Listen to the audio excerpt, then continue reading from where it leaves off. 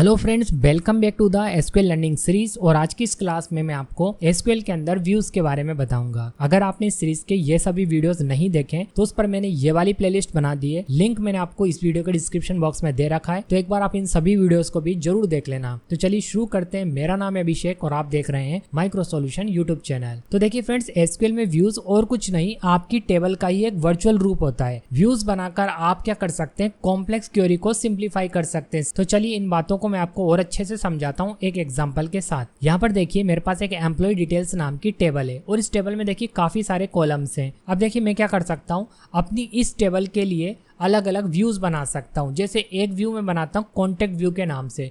इस व्यू के अंदर ओनली मेरे पास एम्प्लॉय की आईडी, फुल नेम और कॉन्टैक्ट नंबर होगा। अब देखिए इससे बेनिफिट क्या हुआ, मुझे अननेसेसरी और कॉलम्स का डाटा देखने की जरूरत नहीं पड़ेगी। व्यू के रूप में मैं एक ऐसी टेबल क्रिएट कर सकता हूं जिसमें केवल एम्प्लॉय से कॉन्टैक्ट करने की इन्फॉर्मेशन है। ठीक है, तो एक व्यू मैंने ये क्रिएट कर दिया और यहाँ पर देखिए मैंने एक व्यू और क्रिएट कर रखा है, वो है सैलरी व्यू। इस व्यू के अंदर एम्प्लॉय की आईडी, एम्प्लॉय का नाम और उसकी सैलरी से रिलेटेड इन्फॉर्मेशन है। तो कुल मिलाकर आप अपनी टेबल के लिए अलग अलग व्यू बनाकर रख सकते हो। आपको जिस टाइप के डेटा को बार बार देखने की जरूरत पड़ती है उसी से रिलेटेड आप व्यू बना सकते हो। और आप चाहो तो सेलेक्ट क्वेरी चलाकर भी व्यू को क्रिएट कर सकते हो। जैसे मान लो आपने एक कंडीशन लगाई कि केवल उन्हीं लोगों का व्यू बने जिनकी सैलरी 70,000 से ज्यादा हो, तो आप ऐसा व्यू भी क्रिएट कर सकते हो। और वो कैसे करेंगे अभी मैं आपको आगे बताता हूँ। तो कुल मिलाकर आपने क्या समझा, व्यू की हेल्प से आप अपनी एक बड़ी टेबल में से अपनी रिक्वायरमेंट के हिसाब से कॉलम्स का एक व्यू बना सकते हैं। और इस काम को कैसे किया जाता है, इसके लिए देखिए सिंटेक्स। तो सिंटेक्स में क्या करना है, आपको सबसे पहले लिखना है क्रिएट व्यू। उसके बाद आप जिस भी नाम से व्यू बनाना चाहते हैं वो रख दीजिए। उसके बाद आपको लिखना है एज। उसके बाद आपको उस व्यू के अंदर कौन कौन से कॉलम चाहिए वो आप सेलेक्ट करवा लो। तो सेलेक्ट करके कॉलम के नाम आ जाएंगे यहाँ पर।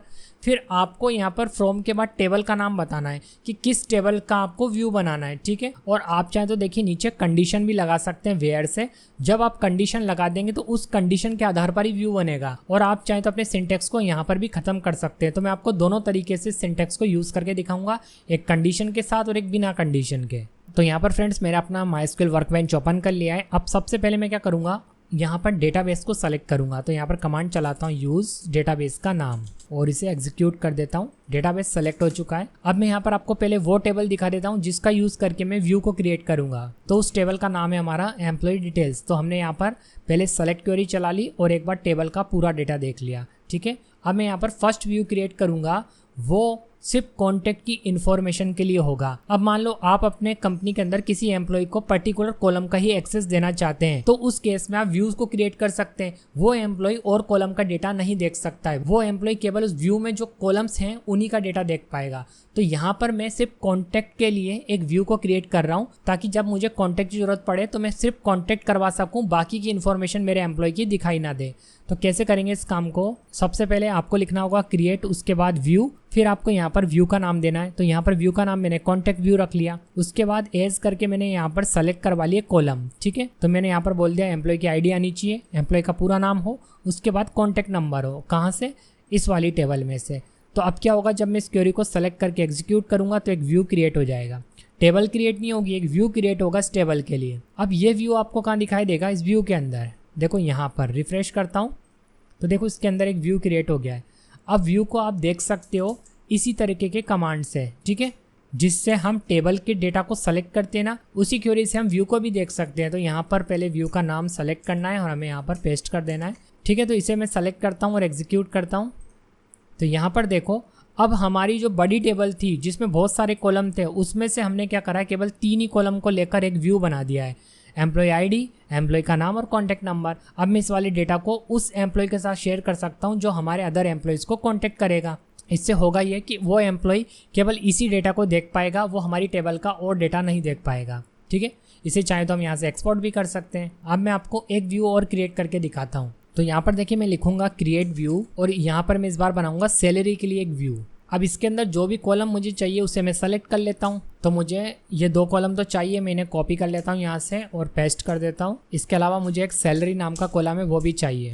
अब यहाँ पर मैं टेबल का नाम बता देता हूँ। तो टेबल का नाम यही है हमारा। तो तो इस बार जो मैं व्यू क्रिएट कर रहा हूँ वो ओनली सैलरी की इन्फॉर्मेशन देखने के लिए कर रहा हूँ। तो यहाँ पर मैं सेलेक्ट करता हूँ, इसे एग्जीक्यूट कर देता हूँ। व्यू क्रिएट हो चुका है। एक बार देखिए रिफ्रेश करके भी दिखा देता हूँ मैं यहाँ पर आपको। तो यहाँ पर देखिए सैलरी व्यू आ गया है। अब अगर आपको व्यू का डेटा देखना है तो फिर आप क्या करो, इस वाली क्वेरी को चला लो। यहाँ पर इसका नाम चेंज कर देते हैं हम और इसे एग्जीक्यूट कर देते हैं। सेलेक्ट करता हूँ, एग्जीक्यूट करता हूँ। 3 कॉलम वाला व्यू क्रिएट हो चुका है। आप इसे वर्चुअल टेबल भी कह सकते हैं। अब देखिए यहाँ पर मैं क्या कर रहा हूँ, इस वाले व्यू पर ये जो टेबल क्रिएट हुए ना वर्चुअल, इस पर भी मैं क्या चला रहा हूँ, एक क्वेरी चला रहा हूँ कि इसमें मुझे केवल वही एम्प्लॉय दिखाई दे जिनकी सैलरी 70,000 से ज़्यादा हो।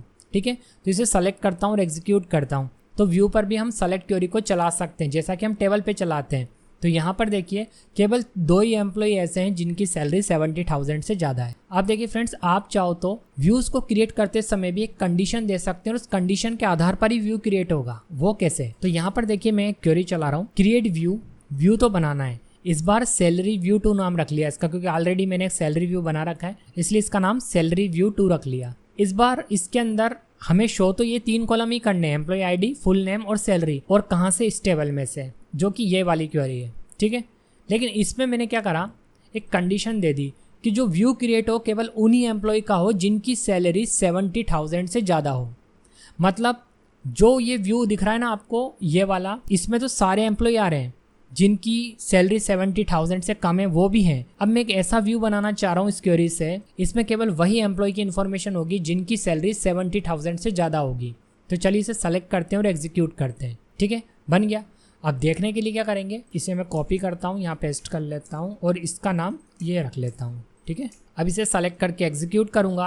तो यहाँ पर देखिए इस बार जो ये व्यू बनाया ना, इसके अंदर केवल 2 ही एम्प्लॉय हैं जिनकी सैलरी 70,000 से ज़्यादा है, इसलिए वो यहाँ पर दिखाई दे रहे हैं। तो आप क्या कर सकते हैं, किसी कंडीशन के आधार पर भी व्यू को क्रिएट कर सकते हैं। तो ऐसी जरूरत आपको पड़ेगी जब आप किसी कंपनी में रियल डेटा पर काम करोगे, वहां पर आपको कंडीशन के आधार पर भी व्यू क्रिएट करने की जरूरत पड़ेगी। अब अगर फ्रेंड्स आपको किसी व्यू को डिलीट करना है तो उसके लिए वही कमांड है जो टेबल के लिए होता है। तो यहाँ पर हम लिखेंगे ड्रॉप, फिर आपको लिखना है व्यू, फिर आपको अपने व्यू का नाम दे देना है। जैसे हम इस वाले को डिलीट कर लेते हैं, एक बार आप यहाँ पर देख लो, आपको सैलरी व्यू 2 दिख जाएगा। इसे अब मैं डिलीट करके दिखा रहा हूँ। तो सेलेक्ट करता हूँ और एग्जीक्यूट करता हूँ, तो देखो ये यहाँ से डिलीट हो चुका है। ऑलराइट फ्रेंड्स, ये था एसक्यूएल के अंदर व्यूज। आई होप आपको वीडियो पसंद आया होगा। पसंद आया है तो वीडियो को लाइक एंड शेयर जरूर करना। मैं मिलूंगा आपको नेक्स्ट वीडियो के अंदर। Thanks for watching.